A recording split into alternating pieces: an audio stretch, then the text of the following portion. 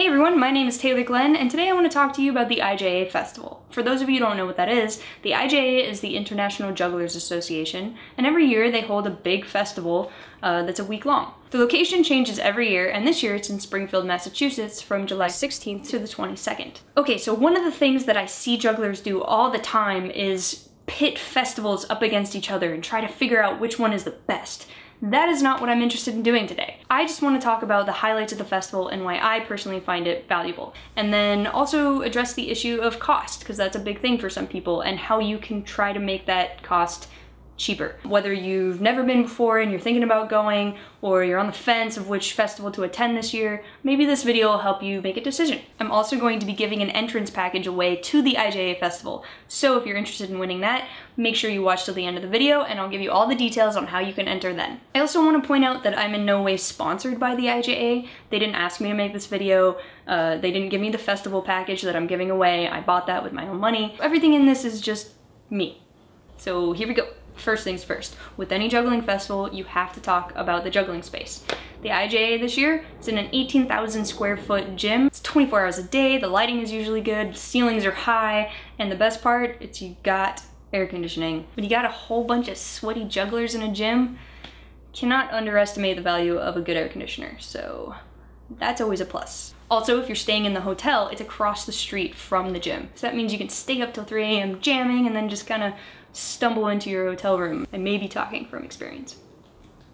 If you've never been to a juggling festival before, one of the things that's super valuable is that you get to be in a gym with some of the best jugglers in the world. Getting to see the people who are the best at their craft practice 20 feet away from you is an incredible opportunity. And this year at the IJA, there are going to be some amazing jugglers there. I'll cover that in a second. The other great thing about open gyms at a juggling festival is that people are generally really nice. If you see somebody doing a trick that is blowing your mind and you want to learn it, 9 times out of 10 you can go up to that person and say, "Can you show me how you did that?" And they will take 10 minutes to give you some tips. The juggling community is just great that way, and that's definitely prevalent at the IJA.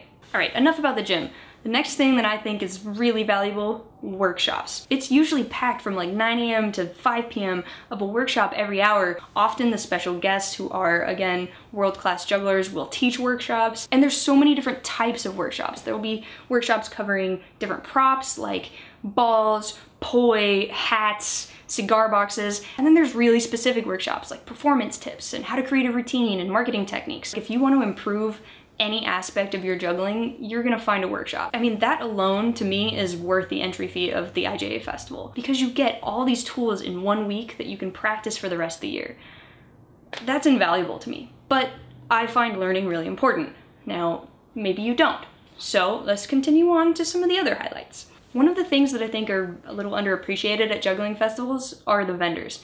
I love walking into a gym and seeing a row of vendors. For me, it's one of my favorite parts about going. It's so nice to be able to pick up a ball and figure out which weight works for you and which feel before you have to go buy it. Next up, let's talk about competitions. One of the things that the IJA Festival has that a lot of other festivals don't are all the competitions. There are smaller competitions happening all week, like numbers, where people are trying to get the most throws and catches of a certain prop, joggling, where people are running and juggling. There's the individual prop competition, where it's 3 balls, 3 clubs, 3 rings, and people try to create the coolest routine with just those props. There's X juggling, where people try to do the most extreme, crazy tricks. And one of the things I love about these small competitions is you can decide to do them while you're there. You don't have to sign up beforehand or anything. So that's really nice. And even if you don't participate in the competitions, they're super fun to watch. I mean, I can barely juggle 7 balls, but I love watching the numbers competition because it's insane. And then, of course, there's the stage championship. Now, these are a big deal. The stage championships attract people from all over the world with world-class routines. Within that is the juniors championship, the teams championship, and the individual championship. And the best thing is that the tickets to those championships are included in your festival package, so you get to go see all the goodness. It's my dog. What you doing? And finally, one of the biggest things about the IJA Festival is the Cascade of Stars. The Cascade of Stars is a big show that happens at the end of the festival. They get some of the best performers from all around the world to come and put on a show. And I know personally some of my favorite jugglers have been in the Cascade of Stars, so it's always a big treat for me. This year it's an amazing lineup. We got Kyle Johnson, we got Wes Peden, some guy whose name I can't pronounce, but who I've seen is an amazing juggler.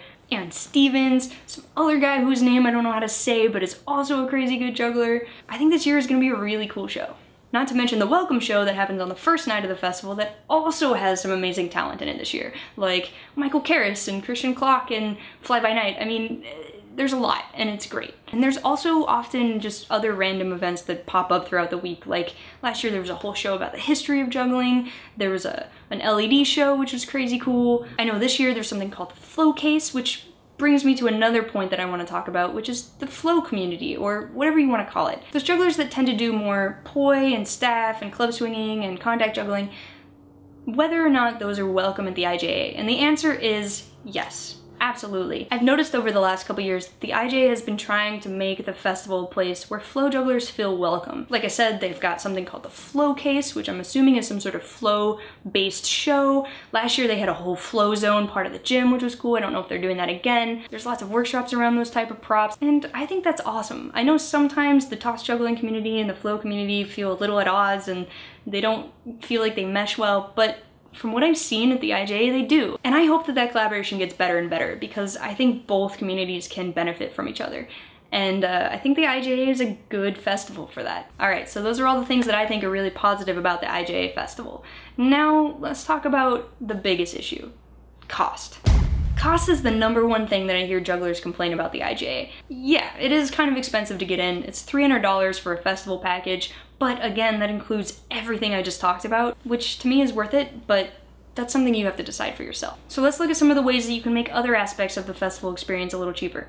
First, let's talk about transportation. This year the IJA is on the East Coast. Like I said, it's in Springfield, Massachusetts. So I know a lot of people are going to be driving because the East Coast has a lot of jugglers. Now, if you're an East Coast juggler, you should absolutely reach out to other people. Reach out to local jugglers, reach out on social media, go on the IJA Festival's Facebook page and see if anyone wants to ride share with you. If you can find somebody to carpool with, your cost is gonna go way down. And if you're a juggler already planning on driving, reach out to other jugglers and see if they need a ride. That'll cut your cost down and it'll cut their cost down. I mean, we're a juggling community. We should definitely be talking to each other. Now, if you're like me, you don't live on the East Coast. You're gonna have to fly there, and that can be expensive. But luckily the East Coast is kind of condensed and has lots of airports, so look around at other airport options. Maybe flying into New York is way cheaper for you than flying into Connecticut, and then you can get a ride share there, or you can rent a car. This does make things a little more complicated. It's not just a straight shoot, but if you're like me and you find all those benefits of the festival worth it, and cost is really your biggest issue, put in the time to find those other ways to make it happen, because they are there. And say you want to fly into New York or Boston and you don't want to rely on another juggler, maybe that freaks you out a little bit, maybe you don't really know anybody. They have trains. There are Amtraks that go from both of those major cities to Springfield. There's also something called the Peter Pan Bus Company, which has buses going from Springfield to pretty much all of New England. So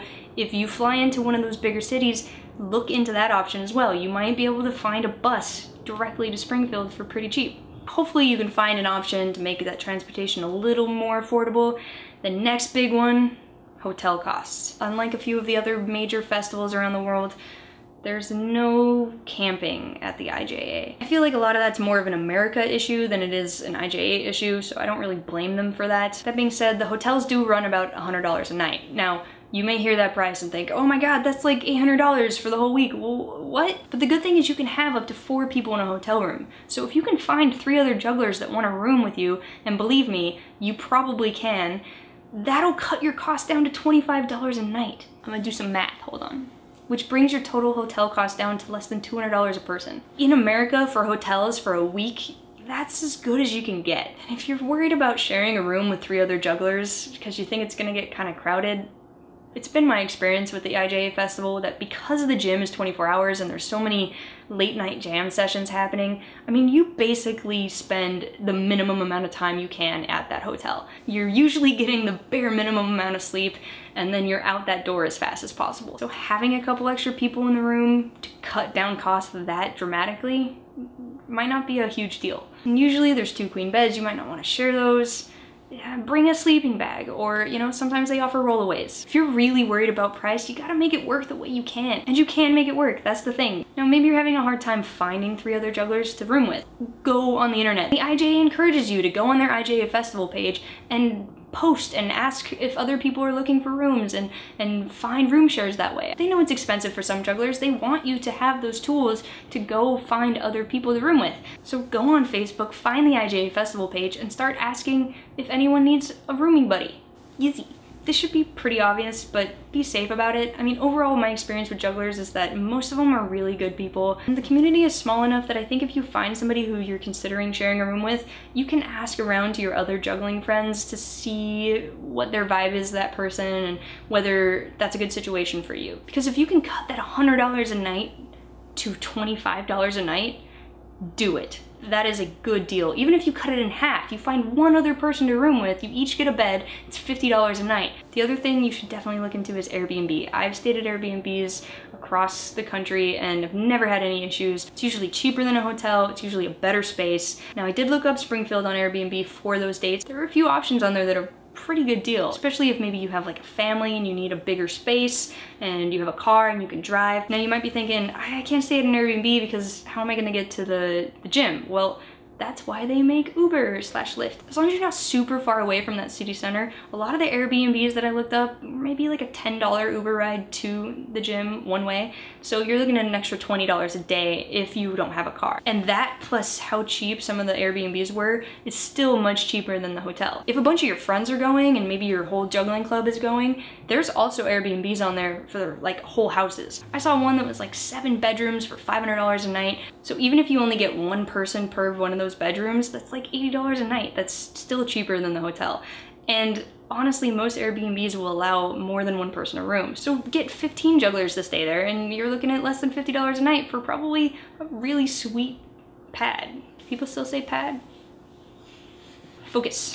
Lastly, another tool that I've used while traveling is couch surfing. Couch surfing is like Airbnb, except it's free. It's people that open up their homes to people traveling through their city. I've hosted people couch surfing, I've couch surfed in other cities. And couch surfing has this unique aspect that you actually get to meet a local of another city, and that can be really fun. So if you're really hurting for money, couchsurfing.com is a really, really valuable tool. I do recommend getting on that as soon as possible because you'll probably reach out to a few people and they won't respond, but I've never had an issue having at least one person respond if I gave them enough notice. Like I said, this is just what I find valuable about the IJA Festival and why I think it's worth it to me, but whether it's worth it to you is something that only you can answer. And hopefully this video has given you some of that information that you can use to make a decision. My first IJA Festival was in 2008 and I won an event package to get into the festival. That took such an immense pressure off of me and I have appreciated it ever since. So this year, what I've decided that I want to do is I want to buy a festival package for one juggler. Now I wish I could buy festival packages for everybody, but I can only do one this year. So that brings me to the contest. I want to give away one festival package worth $300 to somebody who wants to go to the IJA Festival this year. Now this is important. In order to be eligible to win this festival package, you have to be a member of the IJA when the winner is picked. If you're not already a member, it's only $30 a year. You get a lot of exclusive content like videos and articles. Now, 2, you have to be able to attend the festival. That means if you're a minor and you don't have permission from your parents, sorry. Or if you live in a country where you can't get a visa to America in time, I'm sorry. Now, how do you win? Well, I'm gonna give you a couple different ways that you can enter the contest. First is through YouTube. You can subscribe to me, like this video, and then post a comment below just quickly saying what you love about juggling. Second way is through Instagram. Go find me at Taylor_tries. Give me a follow if you haven't already, and then leave a comment on my IJA giveaway post, again, telling me what you love about juggling. Third option is Facebook. It's a pretty similar process. Like and follow my page, Taylor Tries. Leave a comment on my IJA giveaway post, letting me know what you love about juggling again. Fourth option, follow my blog. I have a blog. A lot of people don't know this because it's brand new. So if you go to taylortries.com, you can see my fancy little website that I've put so much work into. Go down to the bottom, put in your email, and you'll be updated every time I post a new blog post, and it's gonna be awesome.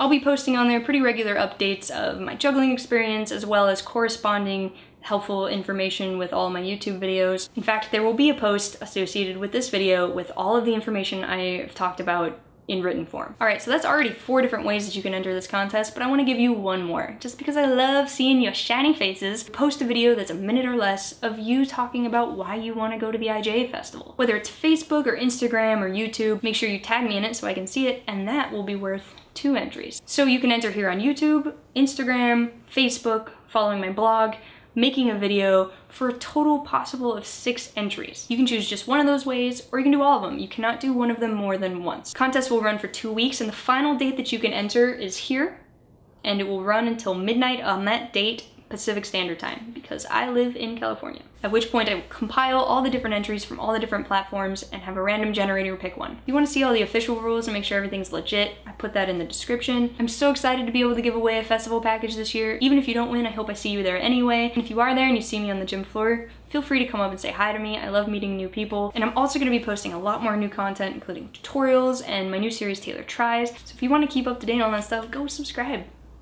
It's just a button click. It's so easy. It's way easier than juggling. Click.